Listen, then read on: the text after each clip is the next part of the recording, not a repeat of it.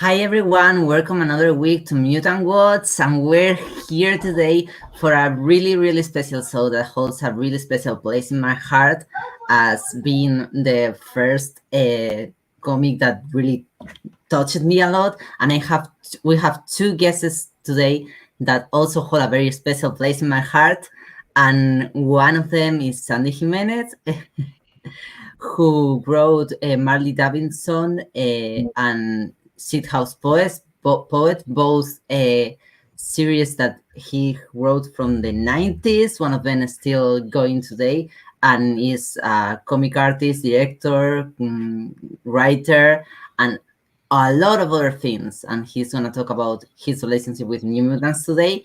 And KAT ENDGAME, who is like a really cool feminist and really cool environmental and graphic designer, a writer, a nerd, as herself said. And I actually translated one of KAT's essays, I Am a Woman, You're an Asshole, which is a really cool one. And I translated that, I think, was like 4 years ago. Yeah, it was a while ago now. Yeah, it was a while. And so all of these things are really special to me. So they make me, frankly, a little nervous, as you may notice. And and I'm really excited. So if anyone wants to say anything more before we go hit it. So let's go. Let's do it. This week on Mutant Watch.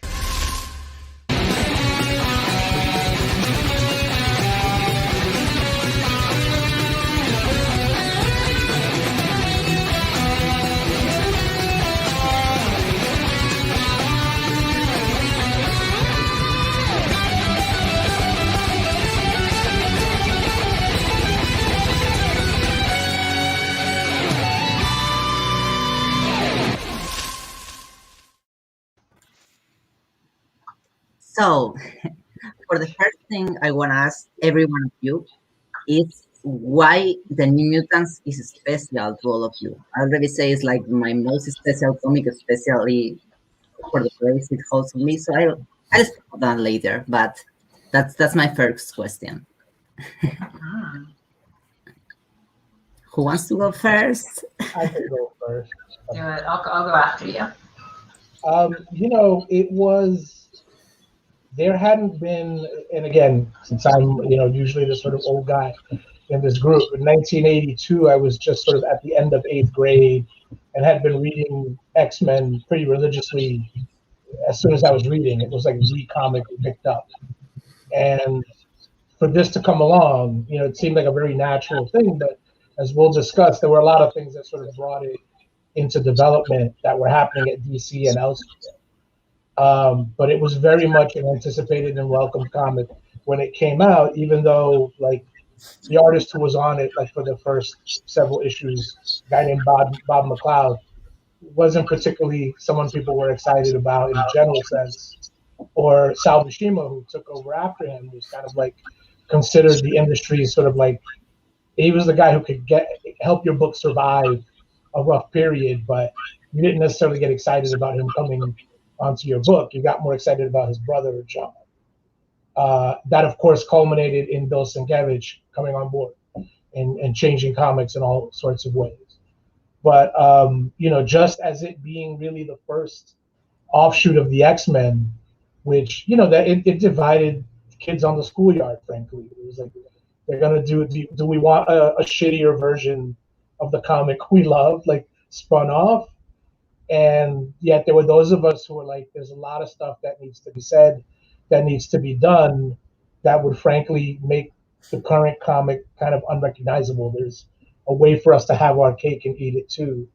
And it's interesting that in a pre-internet world, like Chris Claremont still like picked up on that. Although the stories are popular that he and Louise Simonson didn't want to do New Mutants originally. They thought like enough was enough. And Jim Shooter basically said something along the lines of, you can do New Mutants, or someone else here is going to propose something similar to it, and it's going to get done. Because, X-Men was just such a powerhouse financially.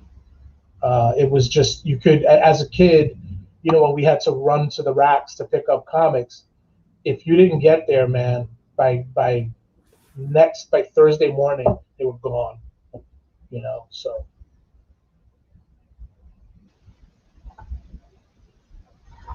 Yeah, I loved hearing that they that behind the scenes that they didn't actually want to take on more books at the time. So I didn't grow up with I grew up with comics a little bit, like there were a handful floating around my world, but mostly I grew up with like the X-Men cartoon. I was born in 1986, so my the X-Men cartoon was like hit at exactly the right sweet spot, and so I collected like X-Men cards, and like I was like really enthusiastic about the universe, but I didn't have anyone in my life who collected comics, and so I didn't have a connection to the idea of collecting comics. I just kind of engaged with what I found as I bounced around in the world. But as an adult, my background is design and architecture and art, and I've engaged a lot with the world of fine art. And I didn't take comics very seriously until the last couple of years, learning more about a lot of the incredible artists that have come through and worked in sequential storytelling. And of course, you can't really talk about like incredible artists who have touched comics without talking about Bill Sienkiewicz. And that is ultimately what drew me originally to the New Mutants, was coming across his art style. And I was a huge fan of Sandman comics. That was like my first comic that I got into as an adult. And there's so much of the blueprint of Sienkiewicz's like spirit in some of that work. So I came into it seeking out Bill Sienkiewicz's work, and then just completely fell in love with the characters and the storylines.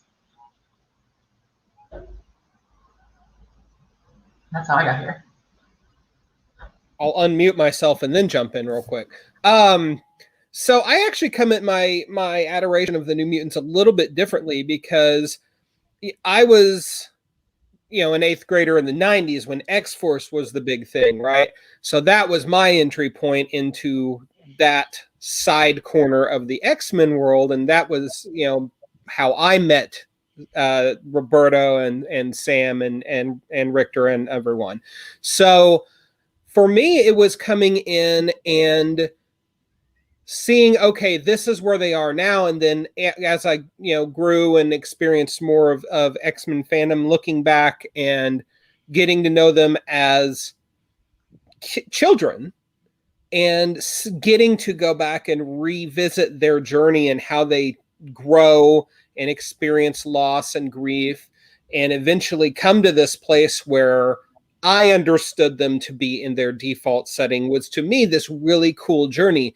And you get to know these characters like Shan and Rain and see them come together. And even in modern New Mutants comics, you see that sense of family. Like if you're going to go to your 10-year high school reunion and see all of your old cronies, then that's sort of the sense that is reflected so very well in New Mutants, regardless of what era you're talking about. And that's a type of thing that as I get older, I respond to better.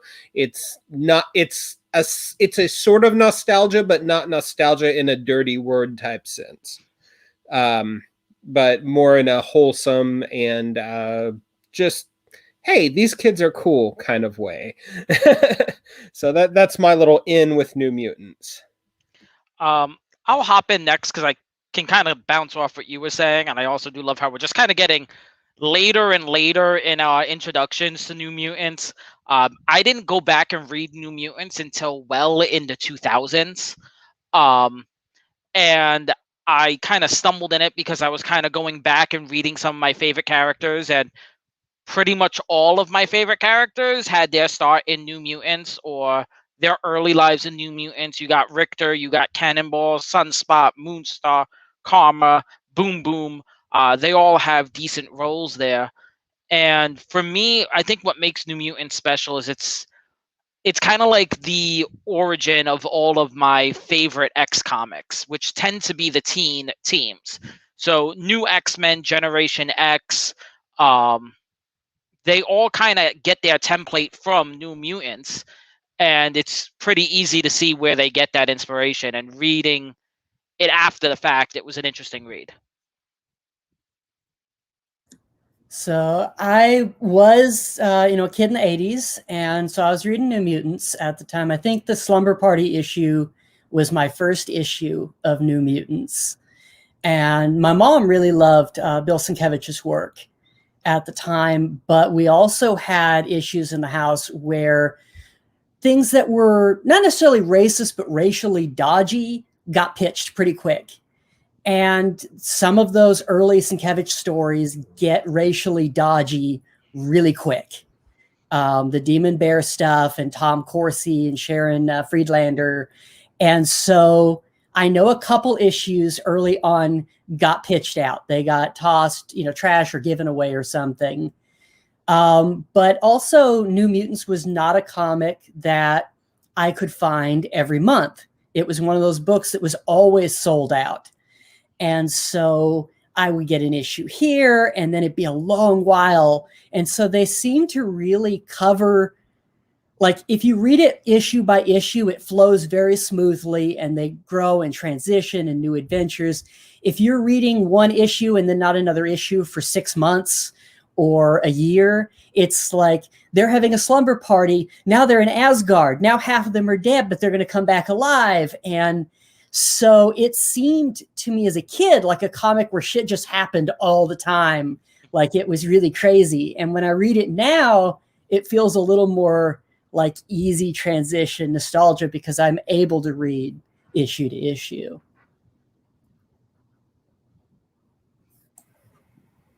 So I go now. My introduction to New Mutants, it was one of the first comics I've read. It's the first that I have any memory of like reading, like really, really, really involved.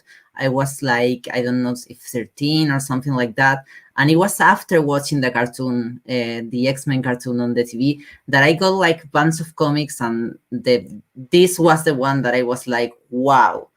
And I also happened to read it like Travis just said, like I found all issues here and there in comic shops, but I didn't find like all the issues or even collections. I have a few collections here and there, but I don't have everything collected. I now have everything collected, but it's like collections and issues, and it's not clear. And hopping onto what Gabriel said about this being a kid's book, and this feeling more like a family than the X-Men or Found Family, that is also what Asta is saying in a comment here. I kind of feel like what really drove to my heart was that I was kind of needing that kind of friendship and that kind of connection, and it really I really feel like these characters were my friends. I was really invested in them. And I don't know, I think that hasn't happened that much to me with another book after this one. So I just go back and read it every time. And there's one thing that I'm gonna go back around later, that is that I never happened to read it just from one to the end. I just hop over here and there, and that's just my experience of the book. And I think it's a good experience. So for the second one, since we'll talk a little bit about characters, a little bit about some of the stories, and I want to ask you all, what is your favorite character of New Mutants? But I'm gonna cheat a little bit here and ask only about the first team, like about Berto, Sam, Danny, Rane, and Xian. And if you want to add Iliana, Doug, and Amara, I'm forgetting Warlock into the, you can add some of them, like the first team, the first expanded team. And why, of course. I'll jump in first. I want to say my favorite character of that batch is very much Cannonball, but in the context of New Mutants, I actually have to say Danny. Particularly when I was rereading it, it feels like, particularly in the first few issues, that Danny is the most fleshed out of any character. She has clear weakness with her uncertainty and her guilt, but at the same time, she is such a strong character. She is typically the first person willing to stand up to Professor Xavier, and even without her powers, she is a force to be reckoned with. And that is clear from her first appearance. And it carries through. Wherein a lot of the other characters, when they first started, they weren't as fleshed out. Like, I love Sam. I love his all shucks charm. I love his charisma. I love his leadership skills. But that is something that we don't get when we start off. It's kind of something we discover as we go through New Mutants, and he discovers about himself. So I do have to say that Danny, in the context of New Mutants, is my favorite.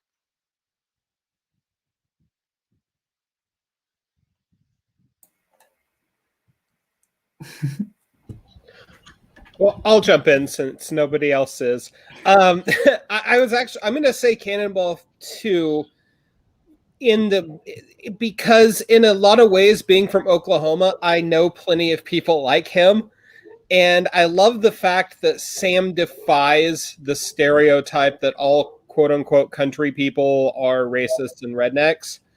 And I just, his power is so simple. He flies into things.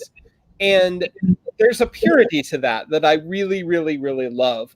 But that's more of like on a personal level. I gotta say, I love Reign the most from a story perspective, because she's constantly at odds with herself. She was raised in this emotionally and psychologically abusive environment where religion was used against her constantly, and she was raised to be like this chaste, virginal, just subservient human. And yet you contrast that against the fact that the other side of her is literally an animal, and that the way that those two things play off of one another just has created an endless wealth of awesome stories over the years. So yeah, I'm gonna piggyback on that. I want to say Warlock because I love Warlock so incredibly much. Like, he is such just a wonderfully different and expressive and exciting character to draw. First off, like, even I mean, obviously in the hands of Sienkiewicz, but he even maintains a ton of visual interest across a lot of different artists. And the way that people play with his trying to learn how to human, or like what humans are about, is such a fun process to watch unfold. So I want to say Warlock, but I know truly that I at least personally identify with Reign a lot more. I was raised really Christian. I'm a trans woman. Like, monstrous femininity is a really core theme in the queer feminist, queer femme world that I have spent a lot of my adult life inside of. So finding the beauty in the ugliness, learning how to love and transform the parts of yourself that are the worst, the hardest, the most painful.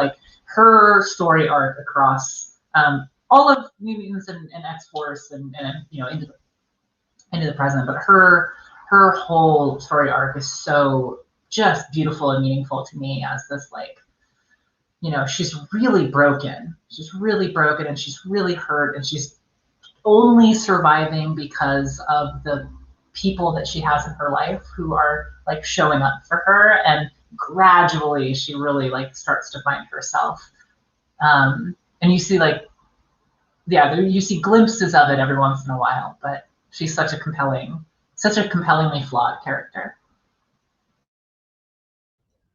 Yeah, it's so interesting that we're all Team Cannonball. I was gonna not jump in, and then he just keeps coming up.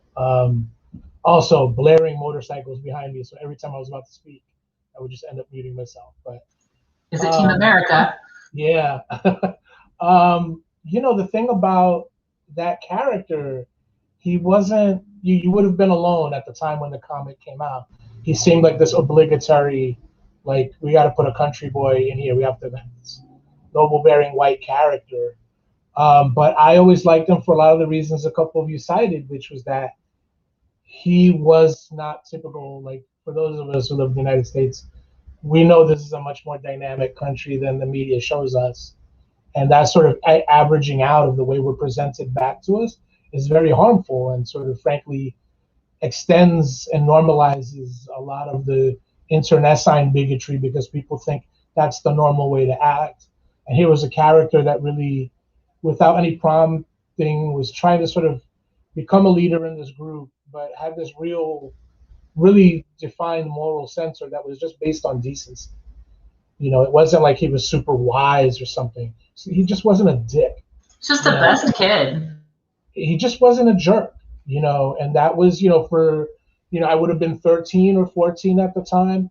That was, you know, really reaffirming, you know, in a certain sense. When, you know, when you're an adolescent, you know, one of the things that's pushed at you is to act on your aggression, you know, and that's considered a strength, you know, and that Be the Punisher. Yeah, and that character was showing you, you know, that there was another path to Absolutely. People. Yeah. And then, you know, now as an adult, you look at Sam and it's like, oh, I could drink a beer with that guy. You know, we could go to the barbecue and just hang out. There's definitely something wholesome about Sam being the token white straight guy and being accepting of everyone who has become part of his family. And I think that's part of the charm that Cannonball just exudes, is that sense of acceptance. Yeah, because I think that for a lot of people who are born into that identity, there is a pressure to performatively hate other people in order to keep their spot in their society, whatever it is, whether they're Mormons or, you know, any of the variety of, you know, religions that tend to be fundamentalist in nature and tend to be very sort of doctrine and dogma oriented in nature. And they feel that they have to be, you know, aggressive and, you know, unwelcoming of other people, or they're not normal within their group. And he was a character that dismissed that without really, you know, Claremont was really careful not to make him too preachy. He wrote him as a kid, which I think was really smart. And especially since he came in and he was part of a hate group. Right. He was part of the Hellfire Club, and then he turned when he realized what they were doing, and he joined the New Mutants. Yeah, what were they, the Hellions? It was the Hellfire Club. Yeah, it was the Hellfire Club. He was the kindest henchman. Yeah. Well, I hate that with Cannonball, you know, Matt Fraction later turns him into an ignorant racist.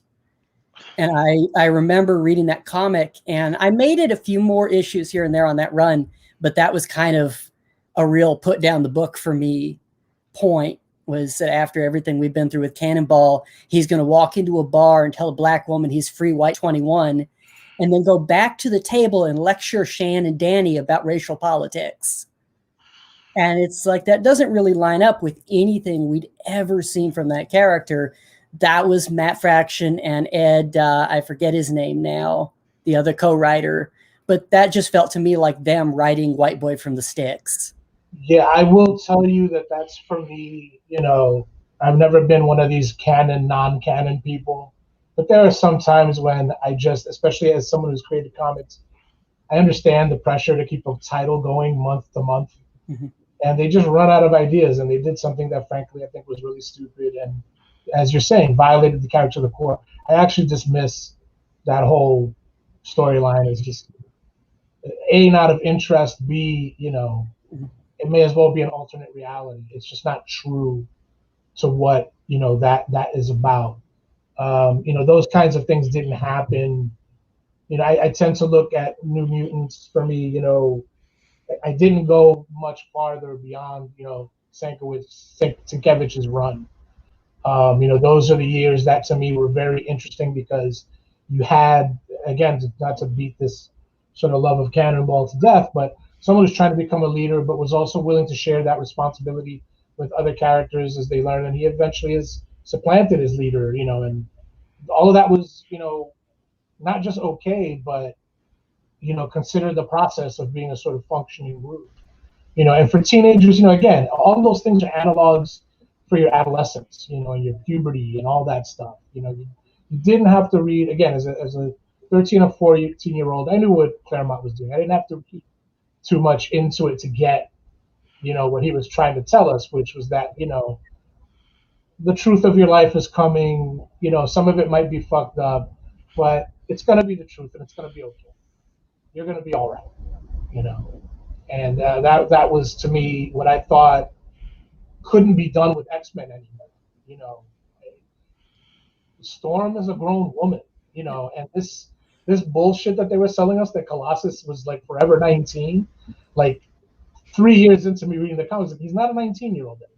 Not just because of the passage of time, just the literal amount of events that they go through.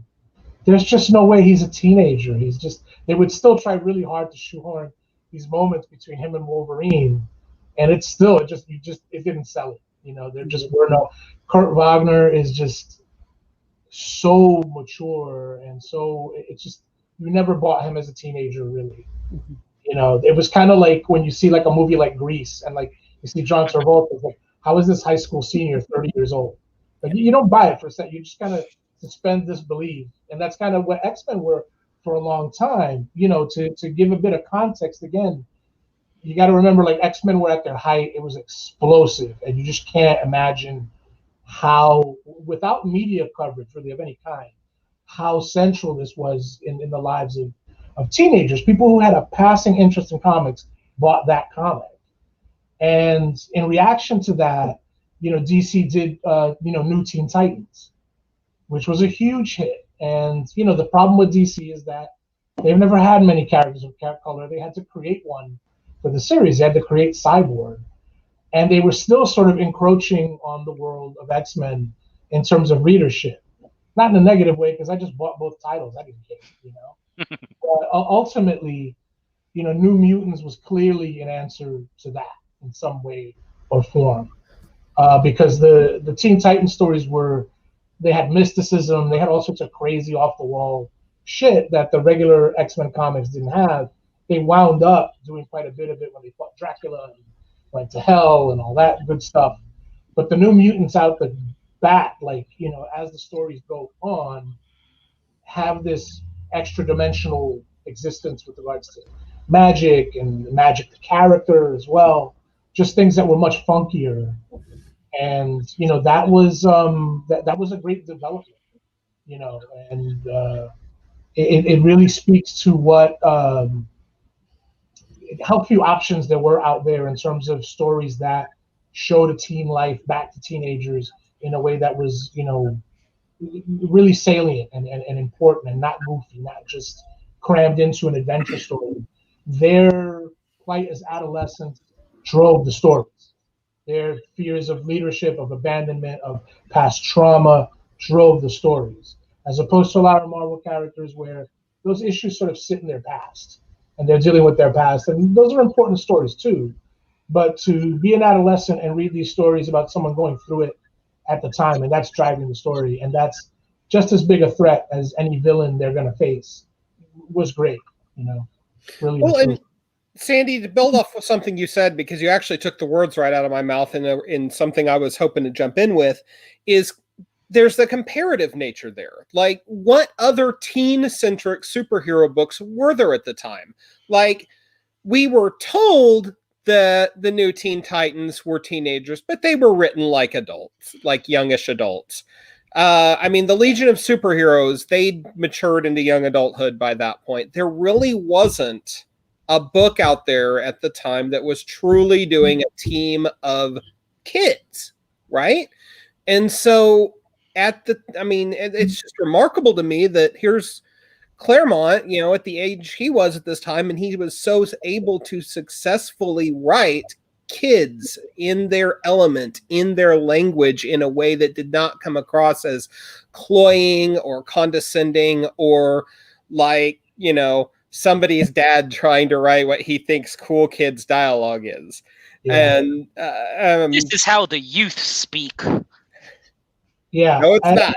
There weren't, there wasn't the dad joke aspect of whatever they were doing, and I think that, whatever reservations Louise Simonson and Claremont may have had about doing this project, I think they looked over their shoulder probably at something like New Teen Titans and realized like that doesn't do it. You know, like these characters are sidekicks.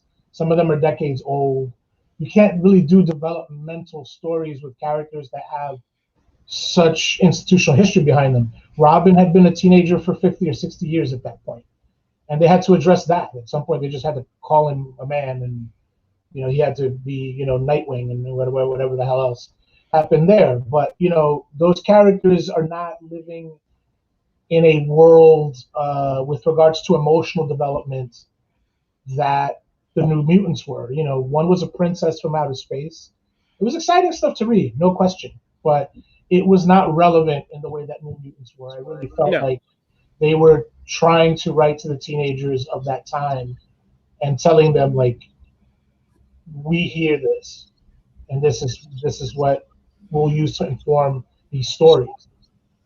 So I also think that there is like a degree of authenticity to, like, at least for American, like some like authenticity to like the place and specificities of American experiences outside of, like, we have Cannonball represented, but we also have John and Danny and Rain. Like, we have immigrants, we have people with a ton of trauma, like an attempt to tell a much broader, more diverse sort of the kinds of stories that, like, if you're a kid at that time, you probably, like, I grew up in Portland, I grew up with a ton of Vietnamese friends, like, you probably know people who have stories that parallel some aspects of this in a kind of real trauma that, like, wizards and space princesses and, you know, abyssal monsters and stuff doesn't quite get at. Like, you know, Shan's, like, trauma is so specific to the real world, and you have to grapple with that when you're engaging with the story.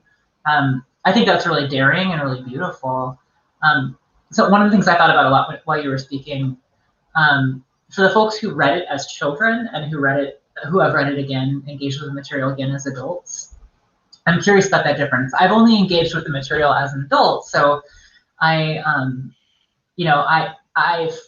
found these characters to be, like, so well written, and they feel so childlike, and they feel so immature, they feel really real in that respect. And so as an adult, I can't help but just, like, I want to care for all of them, and, like, I'm curious about the difference of, like, reading it as a child and looking up to these characters and seeing the ways in which they're written in ways that feel familiar to your life, versus then reading it again as an adult. Maybe you have kids, maybe you don't, but, like, seeing that difference. Yeah, it launched as a graphic novel, as a collection, as part of this MGN thing that they did for Captain Marvel and a bunch of other titles. I think Kazar was one of them. They're really trade paperbacks, but I don't remember this. I used to know what the publication history was of why that happened, as opposed to it launching as individual issues.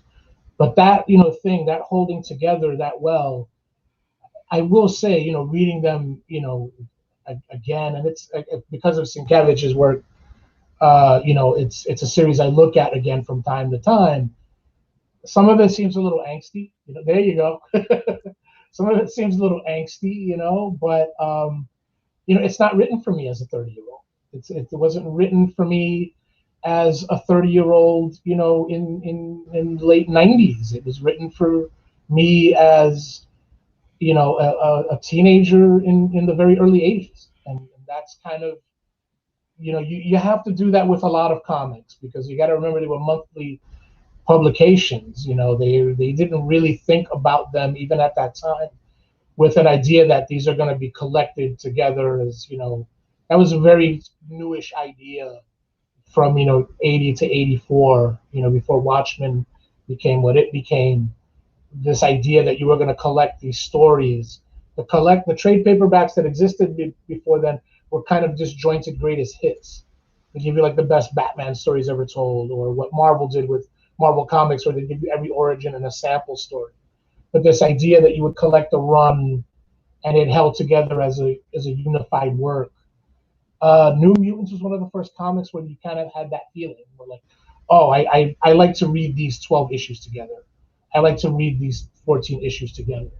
And yeah, at the time, I mean, you know, it's just Claremont, is writing about a different set of conditions in a different world. It's not always going to translate, but I think that there's enough of a delicate truth in each of those characters that survives. That's what's so important about this, and it still is going to be the standard bearer for any teen superhero or teen fiction. You see its DNA everywhere. There's a lot of YA fiction that I've read that I can just see some of the characters I read a series of 3 werewolf novels a few years ago for coverage, and it was right out of New Mutants. I mean, the dialogue, the situation, the relationship to the parents, and it made me feel real good. It was just like, wow, like this stuff really mattered to a lot of other people other than me, who were really, I might not have found my way to New Mutants if I hadn't been so obsessed with X-Men at the time. I think Claremont realized, like, okay, not all of my readers are 21, and not all of my readers are 7. There's these other readers somewhere in the middle that are trying to find their way in this material, and it's maybe not speaking to very many of them. Again, the Colossus problem was a funny one. He was like the perennial teenager, and it was like he just didn't buy it. He'd been through so much so fast, and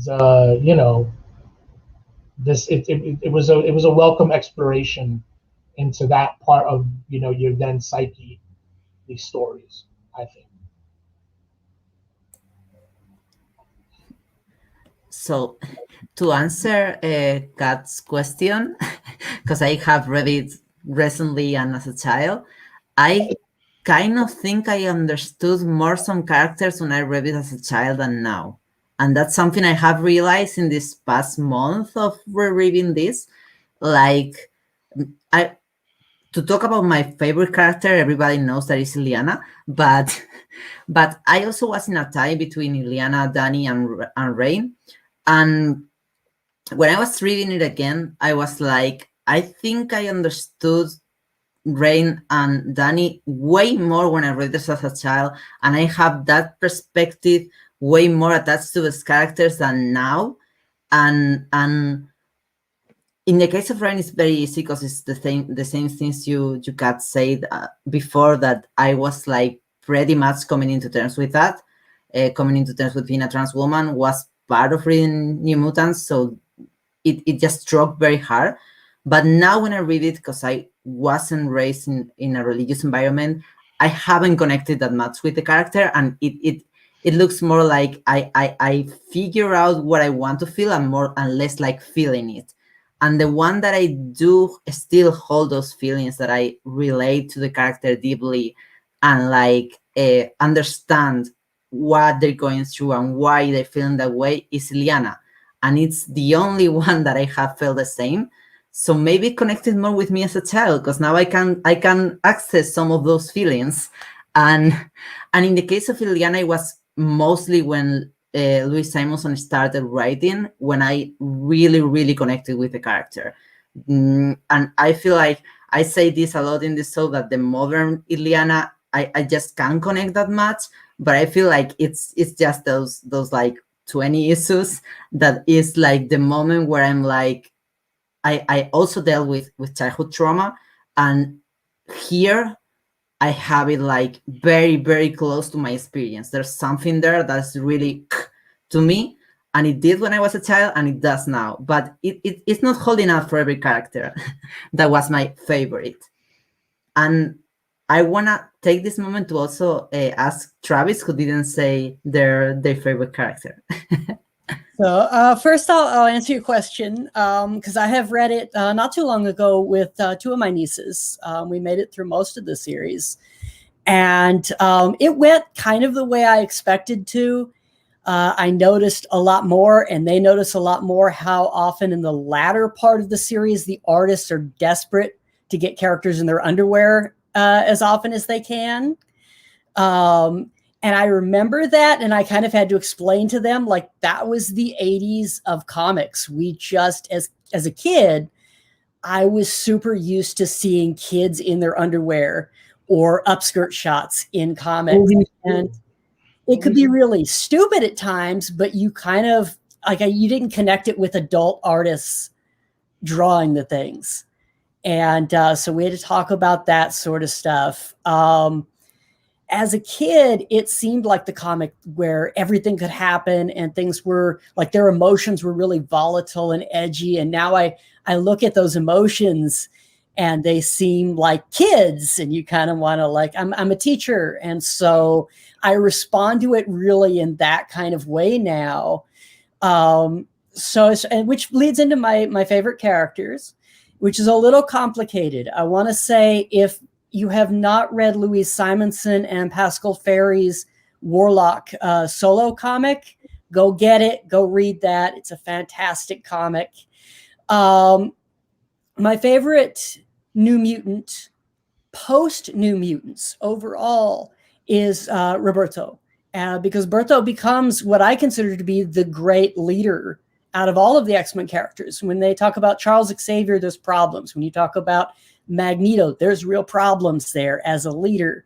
Berto, as an adult or an older teen or whatever they are now, really came into a we're all in this together, very politically aggressive unity, where when he brought in New Mutants along with non-mutant superheroes, he took a team of international people that was very queer heavy, and he was like, we're the US Avengers. And, even when Captain America comes on the phone and is like, you can't call yourself the US Avengers, you're not even American. He was like, well, here we are.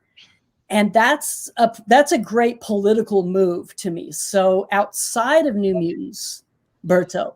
In New Mutants, Reign. And especially as a kid reading the title, I was so into Reign that, my mom would be like, like none of that reflects in your life. Like I didn't come from like this restrictively religious, whatever, anything, but I was just like constantly Reign was important to me and what she was going through.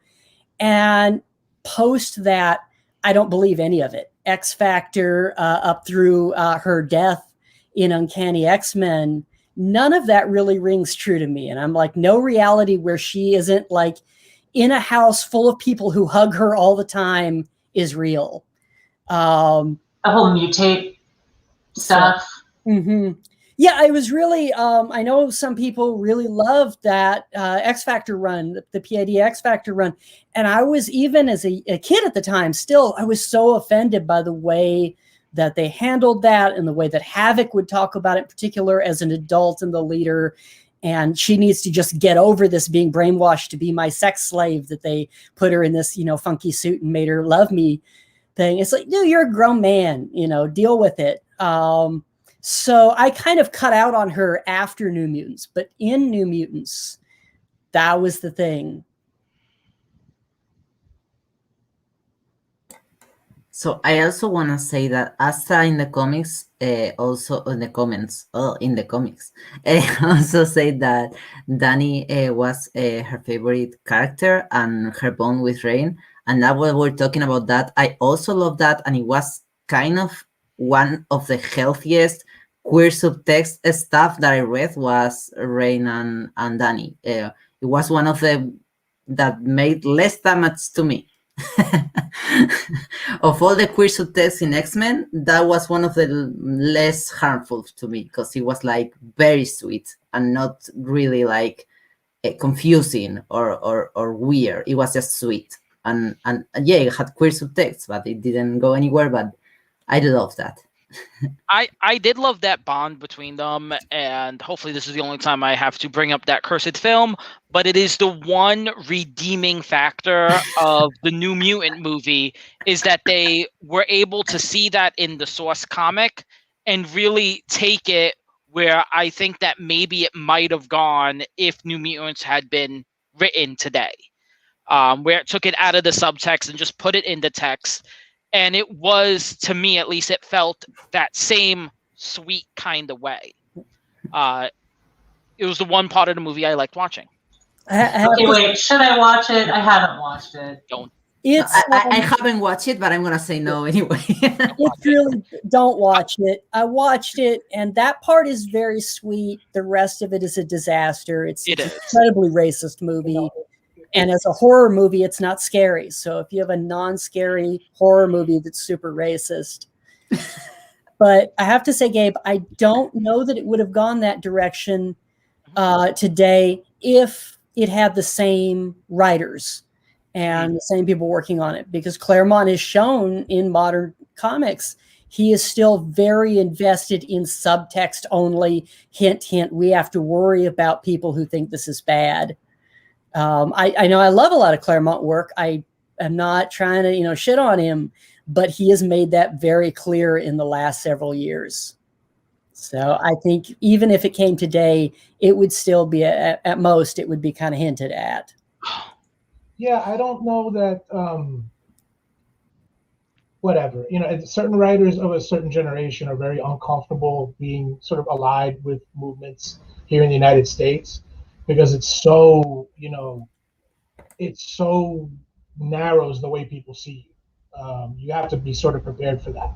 The media cycle here is just it's almost as problematic as the thing they cover, right? Because they just like slap labels on, and it's like suddenly, he didn't want to be like the, white cisgendered writer who writes queer characters. Like, he didn't want to be seen through just that lens. Not that he had a problem for, I've talked to him twice. I don't think he has a problem with, what he did. He did it on purpose. I mean, when you think about how long he had been smuggling North Star sexuality, sorry, I'm losing my voice.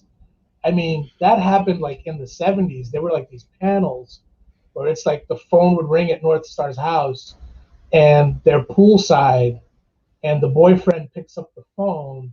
There's no identification of anything. It's just two guys hanging out, barely clothed, sunbathing. But as a kid, I read this and I went, these guys are together. I think this is what they're telling me, right? And then they just wouldn't address it. They just would just drop these bombs to the point where, again, on the schoolyard, when I was a 7th grader, it was something we looked for. It was a point of conversation. It's like, all right, where's this other like gay moment going to pop up in the next story? And they'd kind of do it and kind of not. And I think, they were probably battling a hostile editorial environment to do that kind of stuff. John Byrne himself was much more of a willing troublemaker than Claremont was in many respects. But, I think the intellect was Claremont's. So, it's always tough for me because there's certainly at the time, and going into college and, AIDS was sort of the undercurrent, the drumbeat in the background, the sort of existential terror through my life all through that time. You did wish, especially as someone who's an aspiring creator, that they had more nerve. But what does that mean, really? I mean, if they came out guns blazing with this stuff, it was not going to get published. The people who did those kinds of stories and dealt with that kind of material were the guys who eventually wound up being my publisher, which was World War III Illustrated. That was literally the only thing on the stands that dealt with, AIDS and dealt with queer artists and published the work of queer artists, regardless of what the subject matter was. It was very outside. Even heavy metal had this very juvenile posture towards, LGBTQ. I mean, it was just, it doesn't even bear analysis in this conversation because they were just so unserious. Heavy metal was just explicit. That's, the best you could hope for. But within superhero comics, particularly the X-Men, you had this smuggling going on from Claremont. And, I think they were having fun, but I think they were also, talking about the world they wanted to see and the way they wanted comics to be done. I think, part of my issue is to take it back to New Mutants is like that issue where Kitty goes and delivers her impromptu speech at the eulogy, where she goes to a high school gym for a murder victim she barely knows in front of people she doesn't know and proceeds to do a Lenny Bruce act where she gives racial and homophobic slurs. And we don't even get to see a gay character be gay, but we get that slur right up front. Yep. And, her teacher, Magneto, drove her to go deliver this thing. And she's supposed to be like, is she still 14 at the time? 14 in the comic, right? it's like that, even as a kid, Allegedly. I was like, there's, this is insane. Yeah. You don't act at a funeral like this, but also that they were willing to say those words in the comic. It did not feel remotely empowering or remotely educational. And Yeah, I mean, people that were inspired, but through any lens outside of that time, it's problematic. But remember that again, like these were things that couldn't even be spoken. You couldn't. I was a kid at those times. I was there for those times, though. I'm judging it from those times. I'm saying at that time, that shit seemed not a good idea. It seemed incredibly disrespectful. And I know they're fictional characters, but as a kid, I didn't really think of them that way. I thought this is a funeral. It's a for sure. So I think that that's one of the examples of the time where the writers get so caught up with the mutant metaphor that they kind of take liberties with it, that the fact that it's a metaphor doesn't excuse. And I think that sometimes writers get kind of very caught up in that. I'm talking about a marginalized group, that they forget that marginalized groups are real. And that, and that they're going to see this. And I think they get lost in that metaphor sometimes. Yeah, I mean, you're talking about a storyline that comes after I had long left reading the comic. It's a notorious thing in writing circles because, it's one of the things that got the comics code slapped off of an issue or two. So people went back and checked it out and whatever. But, I mean, listen, that kind of ham-handed, way of dealing with these issues, it's inexcusable. I mean, I don't know what to say about it from that perspective. It's just, you wish that they had, as you're saying, maybe if they had more life experience with the people they're writing about, they wouldn't have been so quick to be as sensational in that way. Well, I'm sure that it was easier for editorial to approve that too. Yeah, I would have loved to fly on the wall. Yeah, I think this is an issue that we run into a lot with media criticism in general, which is that, like, on the one hand, you have people excusing a lot of really terrible behavior and terrible writing and terrible representations of people as, like, well, that was the time, right? And so there's a desire currently to apply the lens, the political lens, feminist lens, whatever, that we have to looking at media produced during that time and say, no, if it's fucked up, it's fucked up. And we're going to say it's fucked up. And then that's it. Like we're not trying to redeem this thing. And I do think that that's an important perspective to come from, but it limits our sensitivity, right? It's such a purist kind of viewpoint. It limits our ability to recognize, yes, Chris Claremont is not a perfect man, and no one is trying to say that he's a perfect creator, but he did smuggle some very interesting characters and lay the seeds for really interesting storytelling to come later. And we don't need to erase everything goofy or fucked up that he ever did to also recognize that he and the other folks on the writing team did really amazing and important things, and that there were even that queer subtext that we wish was text, and if they had been braver would have been text. If they had more editorial support, would have been text. But there's kids who grew up and who are alive, or at least who were inspired by those things, and that's beautiful. And trying to flatten the discourse doesn't do us any favors. So we need to be able to view things in the context of the cultural moment. I was an infant during the 80s, right? I was a very small child, but I was a kid and a teenager for the 90s, which were still heinously homophobic and heinously transphobic in incredibly violent and horrible ways. And people the people who were doing things that were incredibly important to me, that were incredibly brave to me as a child during that moment, we look back on those people and they're still problematic, right? But we have to be able to have a broad and nuanced perspective on the work that they were doing. Appreciate the things that they did well, criticize the things they did poorly, and ultimately hold both those things in our hands as we look at them. I think that I think even to today, we still see those moments. Like that's not the first time that Kitty, or the last time, sorry, it's not the last time Kitty Pryde has used slurs to make a point. And it's something that happened as recently as I think maybe 10 years ago. And I think it comes from not having enough representation in the room. I think that it comes from them being proud of the progress they do make. Like New Mutants comes out the gate with heavy topics and delivers it well. I think that it's possible for a creator to get lost in how well they delivered past messages, that they don't do the due diligence with every message. And we actually have a comment from Allie that brings up the importance of sensitivity readers. And I think that that is such a crucial thing in all forms of media.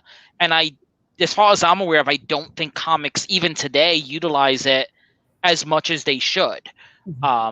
That it's great to have stories created by the people you're speaking of, but if you're creating a story and you don't identify, I think that it's important to have a conversation with sensitivity readers and have them let you know when you're kind of steering off track.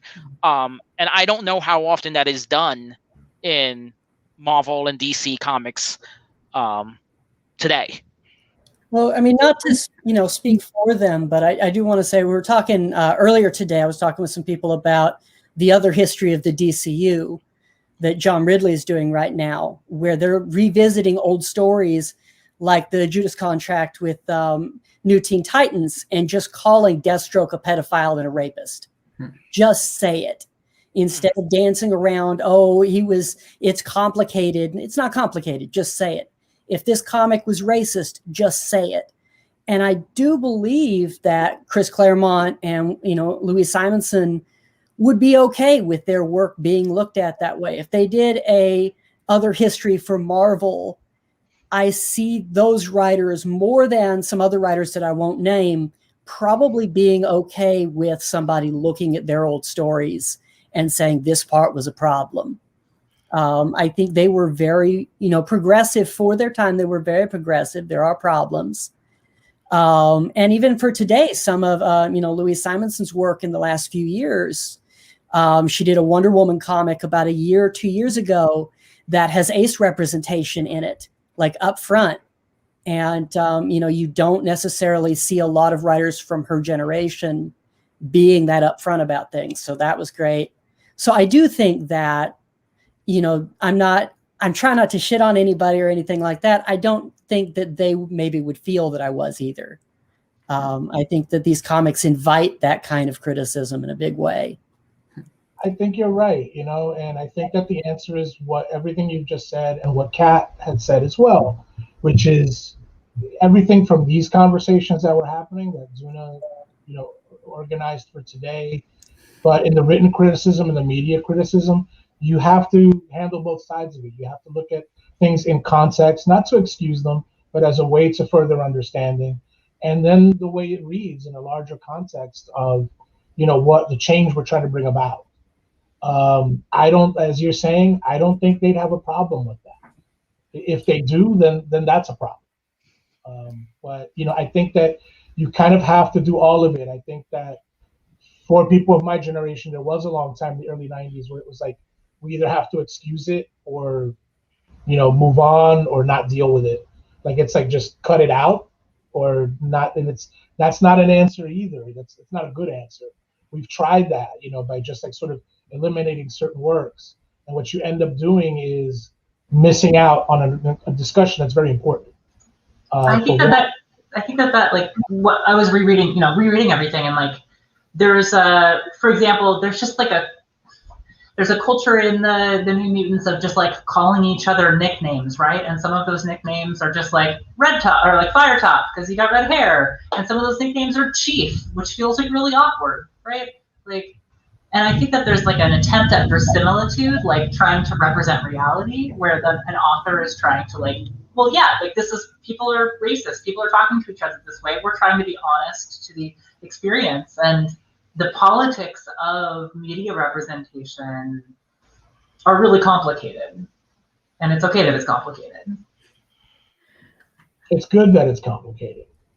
You know, I think you're right, Kat. I think that's the way it has to be, as you know, confounding as it is sometimes.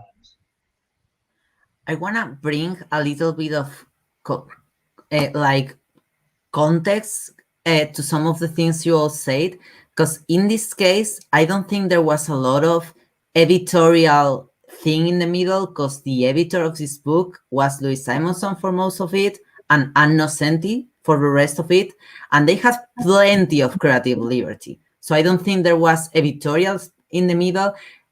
But with the queer subtext, it was definitely the Comics Code thing, which was going on and was a no-no for every book, independent of the editor.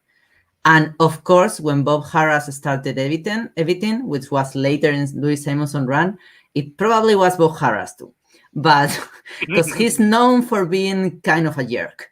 But before Bob Harras started editing, which was a little bit before Inferno, this was mostly edited by the same people that were dropping the ideas, dropping the political ideas behind it. And it had a lot of liberty and freedom. So I feel like what Kat just said about they were trying to comment on these things happening in real life was mostly what was happening. What they were trying to make comment about the things that they were seeing happening in real life and about the things that these characters would probably have to deal with. And sometimes it was really flat, and other times it was really good. And I feel like that's something that, as Travis said, if someone were to criticize that today, they probably would be okay with it. I know for a fact that Ann Nocenti would be okay with it because she was in the show, and we dropped some criticism, and she was like very okay with it, because that's something that I feel like they weren't doing perfect things. They were taking a lot of risks, and a lot of these things weren't done in comics, like at least in superhero comics. Maybe in other comics, but not in superhero comics. So I feel like when you take risks, and piggybacking on the comment on YouTube by Ali, when you take risks and you don't know what exactly the experience of the people of whom you're taking the risks, you fail sometimes. You succeed other times, but you fail sometimes. And yeah, and so going on to that concrete stuff, I wanna ask you all about creative teams, about what are your favorite creative teams or the things that struck you the most. Mostly because I want to go back to like focusing a lot on the book, and also because I feel like it would help clear out some of these things, like the people that were involved, the people that were drawing, the people that were writing.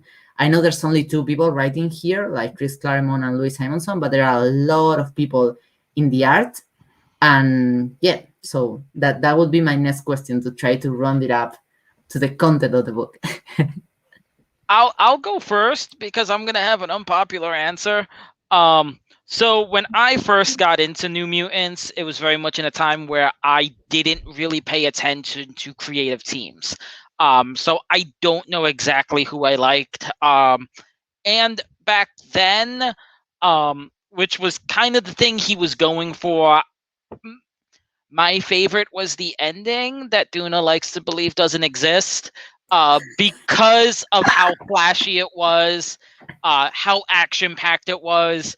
And prior to the show, I did reread the beginning and the end, and I will say the beginning does hold up a lot better than the ending did, because it has that substance that I think younger me just didn't appreciate back then.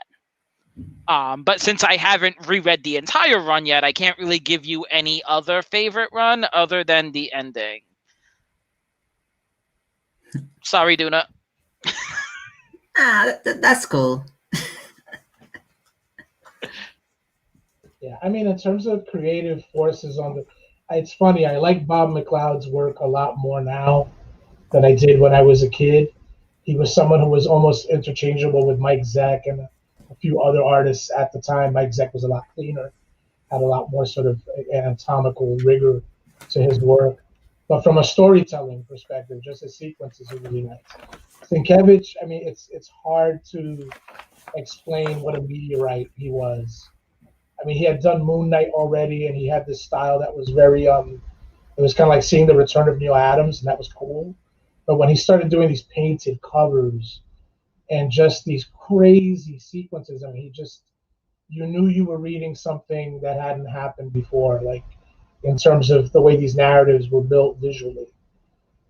So, you know, that I thought I had liked the book and liked it for a certain set of reasons, and then wound up liking it for a whole other set of reasons as time went on, in addition to the first. So, yeah, I would say Claremont McLeod, Claremont Buscema not so much, Claremont Sienkiewicz very much.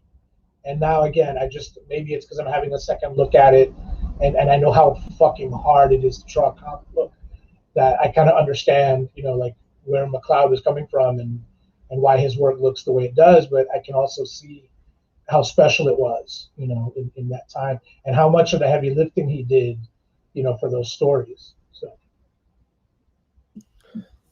I'll throw out there, like, I don't know if I necessarily have a favorite team, but I definitely want to shout out Bret Blevins, whose art is just weird.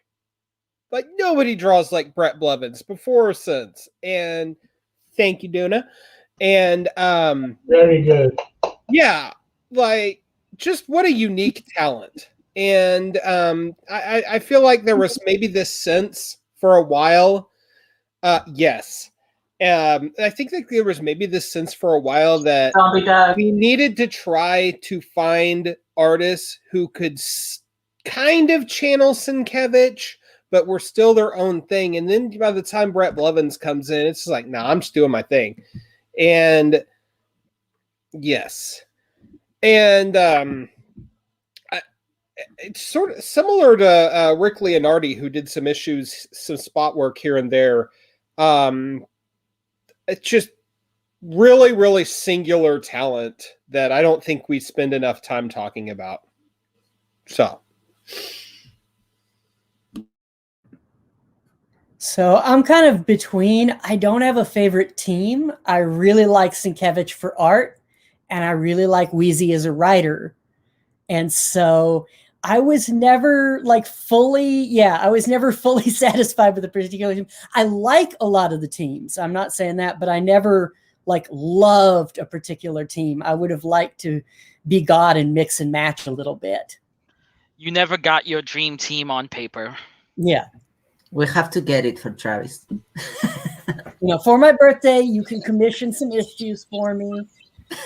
I'm sure their prices are all very low, and Well, we can start a GoFundMe for Travis's dream at New Mutants issue.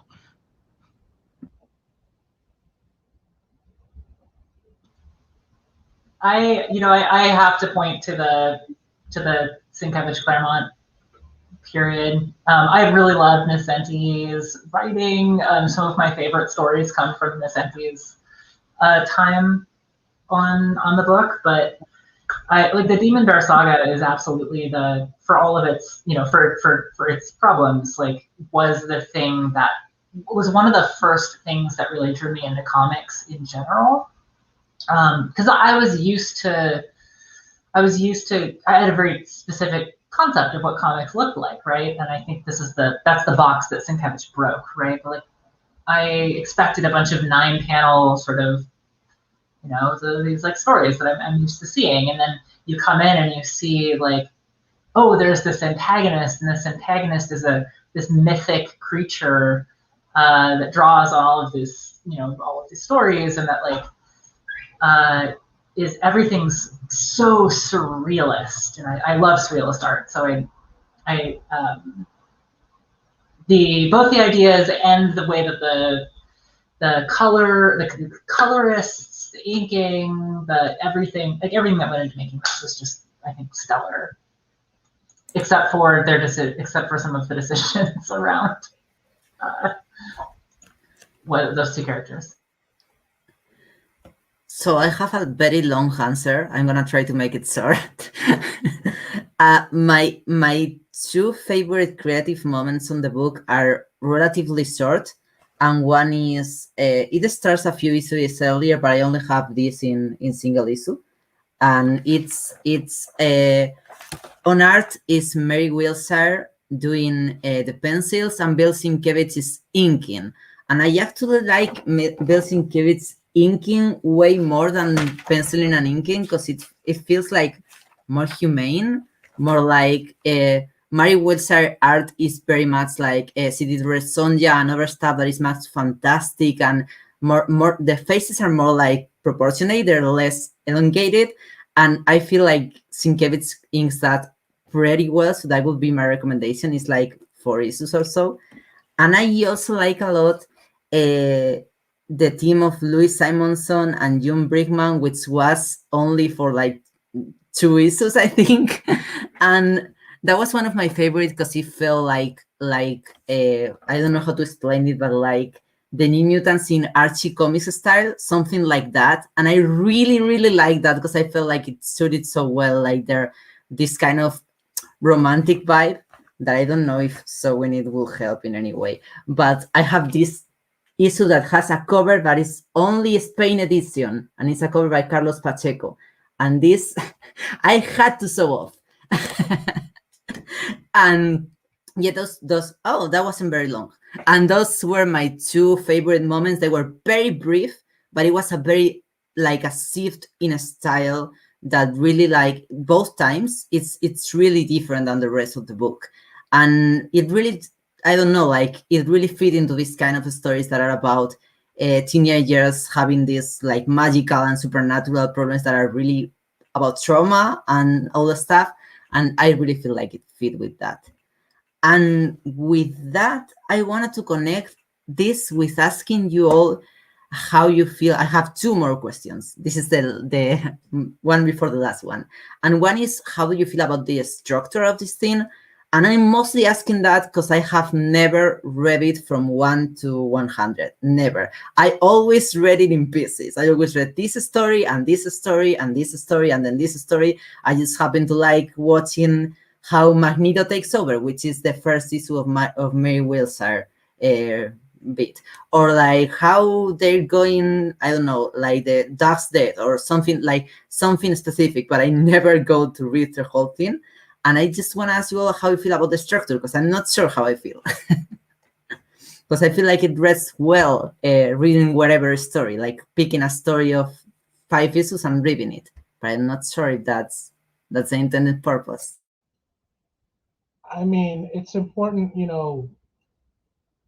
it's important to note that these guys, when you're talking about writers like Claremont or writer editors like Louise Simonson, like, they had a loftier idea of what their job was, but higher editorial, meaning Shooter and Marvel, for the most part, treated them as employees. And it was really, they were encouraged to think about it as a job as much as possible. I got to spend an afternoon with Chris Claremont a few years ago because he surrendered all of his papers to the Columbia Library. Karen Green is the librarian there. And she was afraid he was going to take off. So my job was to keep him entertained so he wouldn't get bored and split. And, I told her, like, I'll behave myself and not ask him questions. And like that lasted like 5 minutes. And I just like went like full fucking geek mode on him. And he was incredibly receptive. He was really nice. John Romita Sr. was there and we were all talking. And one of the funny things they told me was that, Marvel was on such shaky financial ground for many years. All of them who had studios or shared studios together, there was no bullpen inside the building. Everyone had places where they worked. Everyone tried to rent places as close to the offices as possible so that on Fridays they could pick up their check and not be the last one to cash their check. Because if you were the last person to cash your check, it was probably going to bounce. So like that's the kind of month-to-month existence these guys were creating. These stories that we tend to think of in much bigger arcs, that a lot of the arc-driven stuff was pushed by the writers themselves. All you have to do is look at DC during the same time period. Neil Adams and those guys in the early 70s did things like that within Green Lantern and Batman, but it's not really happening anywhere else. It's really like in X-Men, where you have like a Dark Phoenix storyline that has a subplot that goes across many years.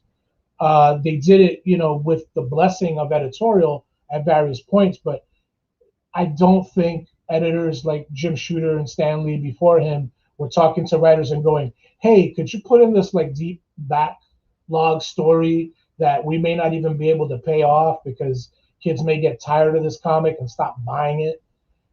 So that's one of the contexts, all this, smuggling, as I called it and Kat called it, of these issues that these guys were teasing in, like that's the context under which it was being done. They weren't, their allies were each other, were their fellow creatives, were their fellow sort of editors on book.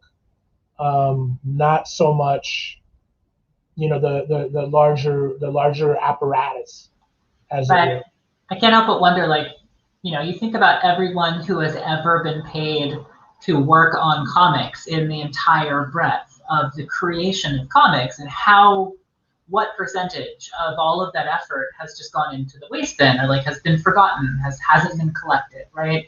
And that like everything that these folks are working on, that like we now look back on reverentially because they had such an influence on the culture, that like as they were making it, you don't know, like they didn't know that any of this was going to matter, that there was going to be 6 people sitting on a live stream discussing these characters they were creating. They didn't know that in 1984, right? This could have just burned up immediately. It might have just been a 6-month project. Yeah, I mean, that's what Chris sort of expressed to me, was that they told these stories for themselves to a large degree. I mean, they knew they had an audience, but as far as pushing the envelope on certain things, which are the things we applaud or criticize them for, they were doing that as a need, as creatives, to say, I want to do something a little more complicated. I don't want to do the same thing I did. Again, I've never had to do a monthly schedule on a book. I can't imagine how crushing it is to be either the writer or the artist on something like that. And to then, especially nowadays where you have all these tie-in responsibilities and threads with other stories, and yet you have a vision for this character or this world that has to do with your own ambitions and hopes for the world.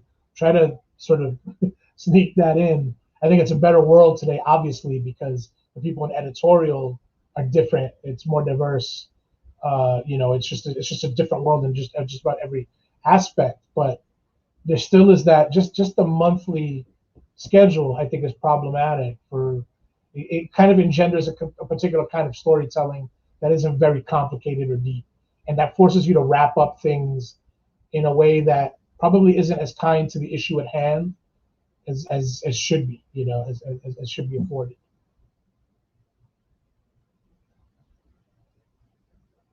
And I think I totally lost track of what the question was. I was about to say, what was the question? Because we got deep into the weeds there in a good way. Yeah. I'm on tons of painkillers right now, guys. So let me leave the discussion. So I believe the question was like what we thought about the structure of the comic as a whole, or the lack of. And this may be coming from it being so long since I've done a read through, but I feel like what sticks out the most to me is you have like 8 or 9 central characters in this comic, and almost every single last one of them has a clear-cut arc that they go through over the 100 issues, that they start in one place and then they end someplace different, but still recognizable. And I think that is a big part of the structure that really stands out to me, and that I really like. Something I also do just want to point out with doing a reread now of the beginning issues, and I'm glad you had brought this up, Sandy, earlier about how frequently they would be sold out. Reading it now, the structure can seem kind of redundant, and I think that might have been the style at the time. So that way, if you missed a couple of episodes, you weren't completely lost.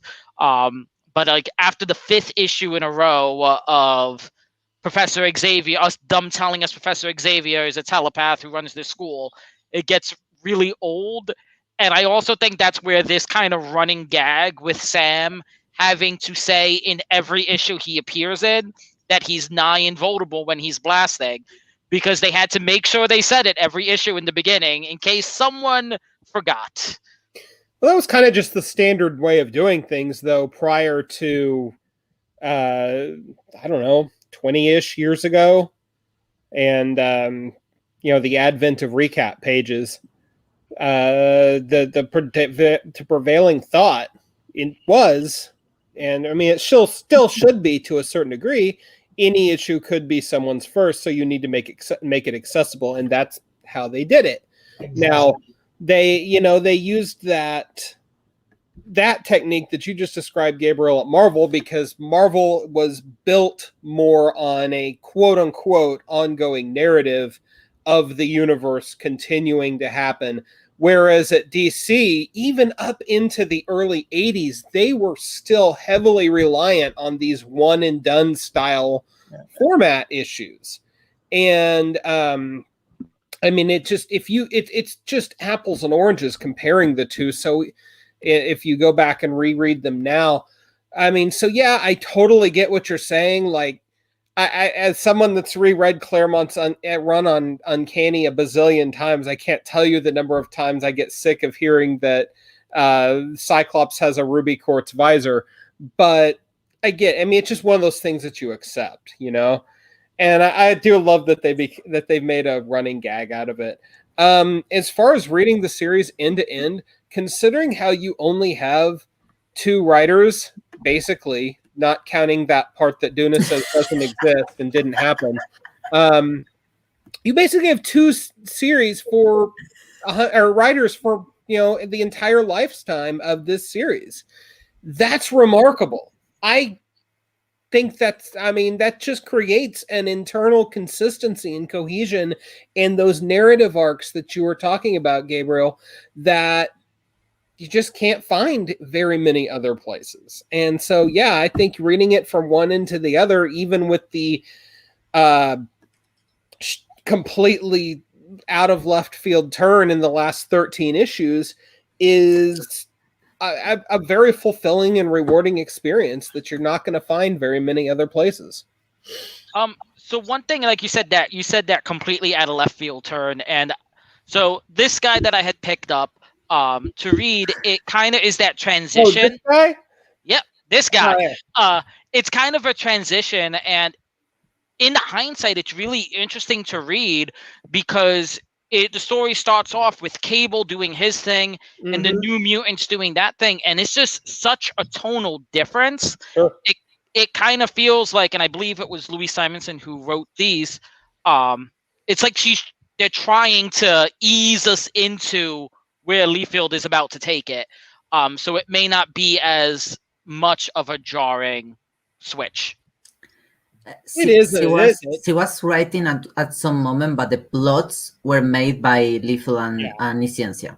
Like there's some moments. I forget how many issues into Liefeld's tenure that it starts to happen, but as soon as those sales bumps started happening and the reins were very swiftly given over to him and rather than Wheezy, you can start feeling the difference, because suddenly you go from stories that are, Asgardian Wars, cool, to we're going to go fight the MLF for 22 issues or 22 pages straight, and that's your issue.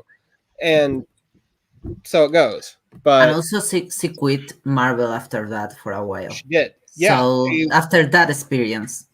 Oh yeah, she spent most of the 90s as part of the Superman team, DC, creative team over there at DC. Absolutely.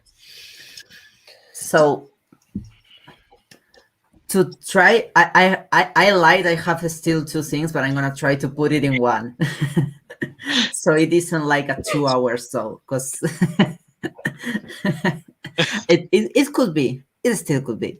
I want to ask you all 2 things, and they can maybe go into one. One is how you think this book holds up today, or is important to read today in the context of today, and or the influence it has.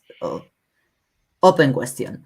And the other, which is much shorter, and we can go after, but you can do both if you want, is what story do you think we should do a show on?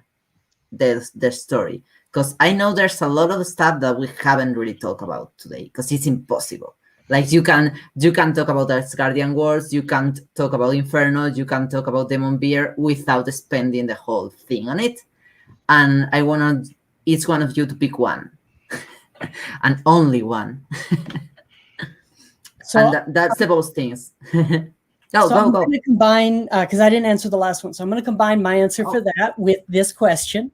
And I think that especially today, even though things can come packaged in big collections, they're not meant to be read issue after issue. You're not meant to sit there and read all 100 issues one after the other. And there are techniques that make it very friendly to not do that, which is like the repetition. I love at one point, another character is the one that says that you're nigh invulnerable because he didn't get to say it that issue, so they throw it in there. That was a huge Claremont innovation. And I think, now we look at it and say, well, everybody was doing that. But when you look at the late 70s, early 80s, no one at Marvel except Chris Claremont was doing that. It became a thing that all the books would use to remind people. But at the time, I mean, we really have to give him respect for putting that, and putting it often in very specific poetic terms. Like he would say things like nigh invulnerable, or it's the sum totality of my psychic, these sort of repetitions. They weren't just has laser eyes or has claws. Like they were very poetic phrases or character-based phrases that would define these things.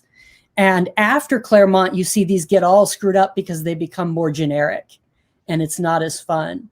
So I think the way that they phrased these things helps them still be readable today. When my nieces reread a lot of the series with me, I don't think we actually made it all the way. We didn't make it to like Cable, but they were very invested still. It felt very real and very emotional to them as teenagers.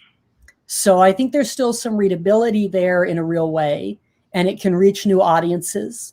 But I don't think sitting them down with an omnibus of all 100 issues or something is really in service to anyone.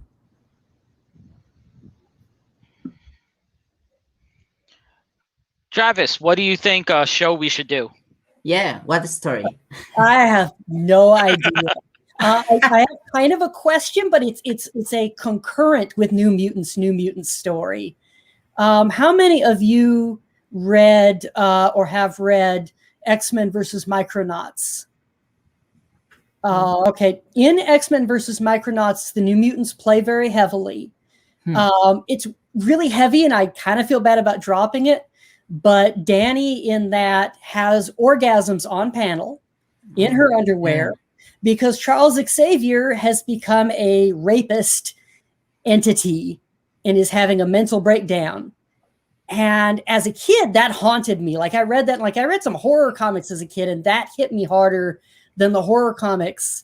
And I was waiting for like the regular New Mutants to deal with that in some way, because like that'll mess you up, or like she's not going to like Xavier now. And it was never really addressed in any respect.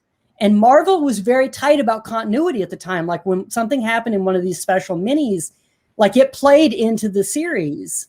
So that kind of has been like an unanswered miasma of, feelings and questions for me for a long time.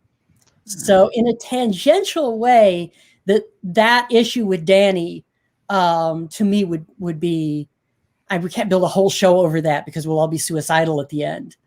But something about, topics with New Mutants that didn't get picked up further, or that they brought up and then dropped quickly, maybe.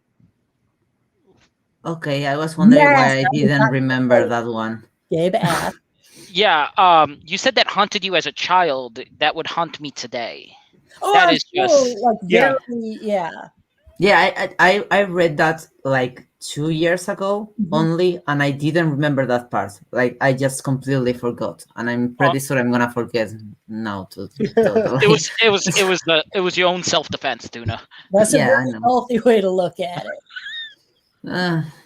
Yeah, okay. If Yikes. someday we wanna do a show on that book to sit on it. But okay, so Professor Xavier is a jerk unpacked. That is more than just one show. Brad, Professor you and I were Xavier talking is about a that super earlier. villain. That's our new panel podcast. we have to do a show someday that is called Xavier is a super villain. Mutant Yes. Watch episode. No. And no, we don't mean Onslaught. No, we do not mean Onslaught. We mean Charles Xavier is a horrible human being. That is the first line in the description. So Human resources nightmare. Do the X-Men and New Mutants have an HR department? And if not, why not? It's probably Professor X, and that's the problem. That is definitely the problem. truth. Yeah. Go ahead, Gabe. I was just gonna bring it back to Duna's question. So if you have something to say, just go right ahead. No, I was gonna. You go first. Okay. So in regards to if I think it holds up, I think like Trevor said, I think that if you read it cover to cover, all 100 issues, I think that would be difficult because that's what I tried to do. And it's hard to keep its focus. But I do think that individual stories do still hold up. And I think that it does still impact comics at the very least up to the Krakoa era, because I do believe that New Mutants was the first one that introduced the fact that the real villain behind the X-Men that they must always fight is trauma. And it does it in a way that no other comic, I think, has done before. Like the new X-Men, the Academy X series, they dealt with a lot of traumatic things, but for the most part, the characters arrived into the comic and then experienced the trauma, as opposed to the New Mutants, in which I think every single character entered into the comic already with this trauma that they brought with them. And I don't think another X comic has addressed it in that way before. With the possible exception of Claremont's return to Excalibur, in which case it was the same idea that every one of those characters came into the title with some of their own trauma.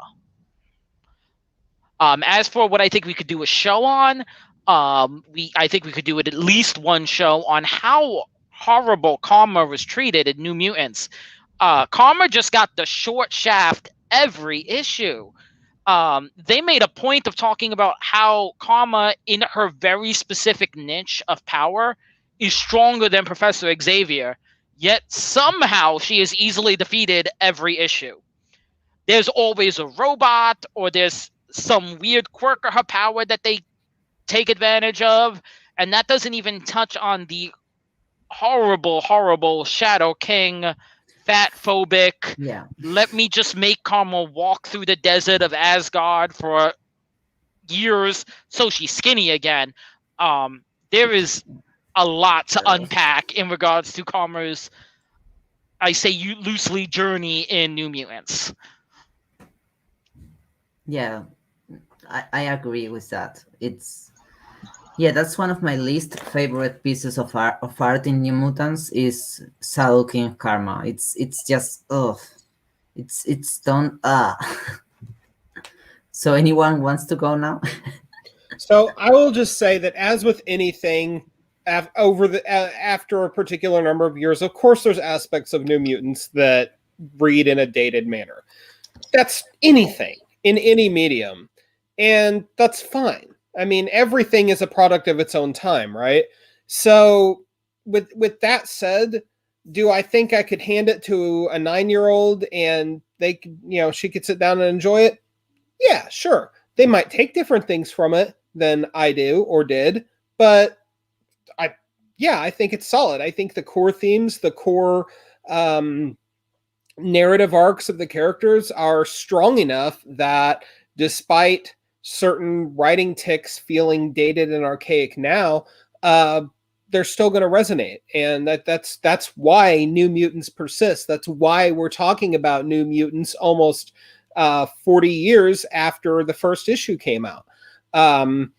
So hell yeah, it holds up. As for our next topic, I would love to dive into Illyana's arc starting with when she joins New Mutants through Inferno. I can do that. I know you could do that solo, but you have to let us talk some too. That's like my Dark topic. That's my child. niche. Duna is all ready. She could just launch us into We that need to- show this second. I Yes, could do it now. I know. You know, with regards to New Mutants, you know, I still think all the things you guys have said, you know, in this session we've had together today are absolutely the reasons why it's still so valuable and relevant. But I think that, you know, it took Uncanny X-Men back to the idea of the original X-Men, which was that these were students, that these were people trying to become something, was very important to adolescents of my generation, because when you look at other quote-unquote heroes or other storylines in the superhero idiom, it's this trauma, this thing happens, they get over it, they become this thing. And, you know, with the exception maybe of Spider-Man, who, you know, they did many stories where he sort of questioned, you know, why he had done the stupid juvenile decisions that led to his uncle getting murdered, et cetera, et cetera. For the most part, heroes come, you know, sort of fully formed. The past is in the past, and the development of a person is something that New Mutants undertakes. As much as it is about their developing their powers, it's about them becoming the kind of people they're going to become. And that has had threads. It changed the way, you know, YA literature is written, you know, today for the last 15 years. Because prior to that, you know, whether it was Judy Blume or authors like that, even those stories have a kind of finality to them that I don't think serves adolescents well. To tell them, you know, here it is, it worked out for this person. It was tough, but now this is over. You can put this book down, and your life will be somewhat like that. There's a point at which you will put this thing down and move on. And the New Mutants weren't really about that. Getting back to Gabriel's point about trauma being an existing living thing that has to be addressed in your psyche and in your life and in experiences, that's all through New Mutants, whether it was Claremont writing it or Louise Simonson. I think they were both very much of a mind of this different way of looking at the development of these fictional characters who have these incredible abilities, and that idea of threading, you know, their abilities and their supernatural sort of existence being almost an analog for, you know, puberty, but, you know, the psychological stuff being very much grounded in something that's relatable, is, I think, its lasting legacy, is the thing that's so important about it. And again, I having looked at media this long and being the only person in this panel here who's in his 50s, like, I see it still today. I see it in all the proposals I see, and New Mutants kind of doesn't get its just desserts with regards to people recognizing how radical that was to insist on that as being the sort of delicate truth of the series, that they were going to deal with those two things in tandem. It does, in a weird way, go back to what the X-Men originally were. But again, those early comics really suffered from the episodic kind of writing that was imposed on comics at the time, and a particular kind of superficial view of what adolescence was. You know, it was, you know, sort of very emotional, very angsty, whereas, you know, in New Mutants, it's people dealing with real tragedy, real trauma, real pasts, shall we say. As far as what your next show should be about, man, I don't know. I wouldn't presume to foist something like that on you guys. You know, invite me. I'll be down for just about anything you guys talk about, but I wouldn't. I would not tell this group what they should talk about next. All right, I'll jump in there. As far as what about New Mutants continues to be relevant, I think that you all have really picked out the most important thread, which is the way that it deals with trauma and grief. And I found it so totally beautiful. I think that one of my probably my favorite individual stories all throughout it is the issue where you actually I think you picked up and showed the cover at one point, where Warlock goes and steals Doug's body and everyone is just, yeah, and all the characters are just completely, you know, they're in that grief process, that incredibly difficult grief process that all of us have to experience, and we get to like watch this totally alien character who has no relationship to the human concept of death, and like just trying to figure out like, well, hey, I'm gonna make everyone happy and inspire this person to come back from this other plane, and it's just such a beautiful, the contrast between like Warlock's childlike wonder or like alien wonder to the very real, like, you know, mother dealing with the death of her child, like that contrast I thought was really powerful. And so those stories about grief and trauma, I think, hold up really well, even where some of the episodic aspects of the story over time falter. As for, I don't know that this should be your next show, because I think that looking at magic and looking at Inferno and that kind of stuff, like that's a pretty sensible place to go from a discussion about New Mutants.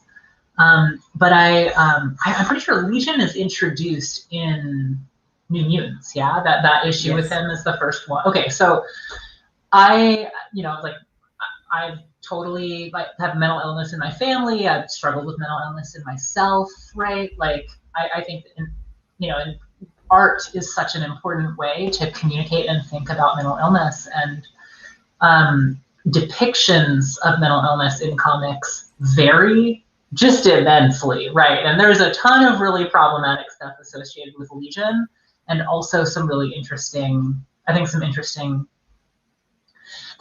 there's playful expressions of madness that I think still have some value.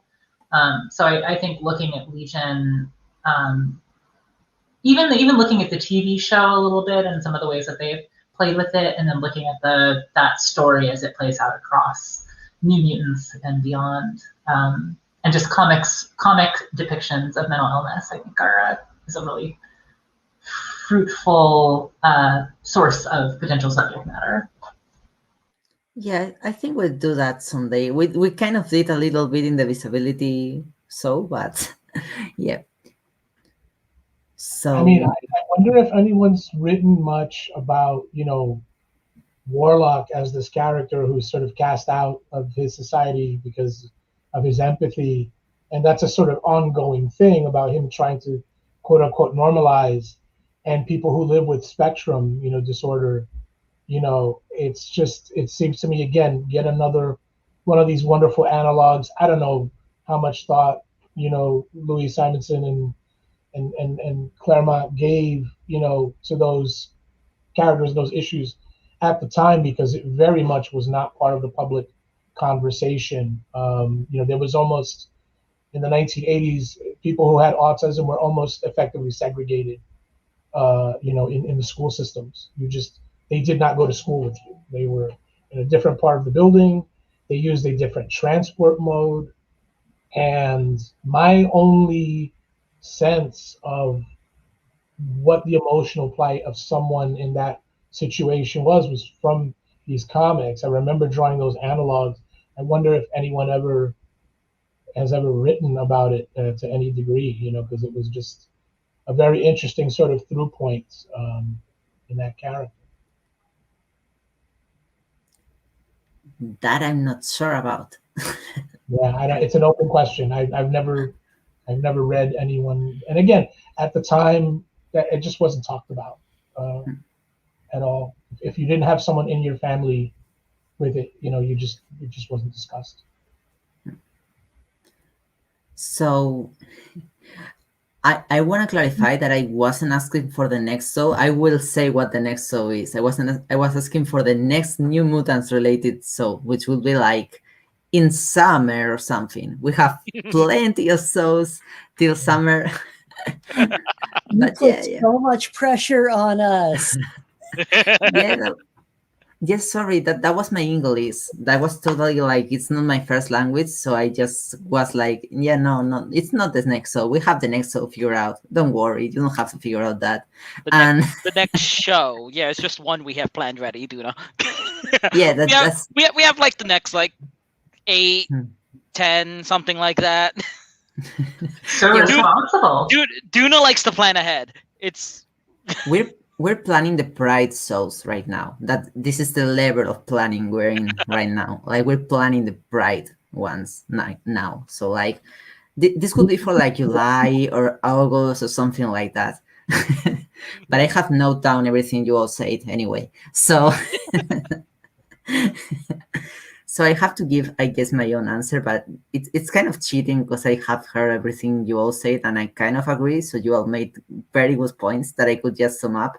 But and I do think like I obviously think it holds up because otherwise I wouldn't have done this. So and it's because of the same things you all said about trauma and how they deal with it. And I think it could be a very interesting thing to do a show about the issues in which they fight beyond there and when they go back from that. Because I feel like in those issues, Beyonder himself is kind of representative of trauma. Because he's like this omnipotent character that just like makes them go through so much shit and makes them remember the things they feel insecure about. And I feel like that would be interesting. So like read those. I think it's like 4 issues dealing with the aftermath plus Sacred Wars to I think number 9 or number 8 or something like that. And that would be an interesting show to talk about on my Poor part. Danny. Yeah, poor Danny, totally. She had to go through see everyone die in these things that like the deaths of everyone over their heads was like wow. So that would be a really one, I think. And well, I want to thank you all for coming today, and especially Kat and Sandy, because it was like super beautiful. And I feel like super lucky to talk about this comic with you both, because this is like my most important comic, and you both mean a lot to me. So, so I just got emotional. So thank you so much, and thank you for everyone that has watched and left comments and etc. Thank you, Ali, for leaving a lot of comments and Asta too. And well, if anyone wants to say anything more. Just thank you so much for having me. I was absolutely thrilled to be here, and I'm happy to come back anytime and talk about gay shit in comics. yes. Seconding Kat. I'll come back anytime you guys ask. And it was great being on this panel with you, Kat. Okay, so the next show, now I'm gonna announce it. We're gonna have letterer Ariana Maher here in the show next week. We're doing like a show a week, and I can't keep up with this stuff. And and so yeah, thank you everyone. It has been amazing, and I don't want to get too over emotional, so I'll just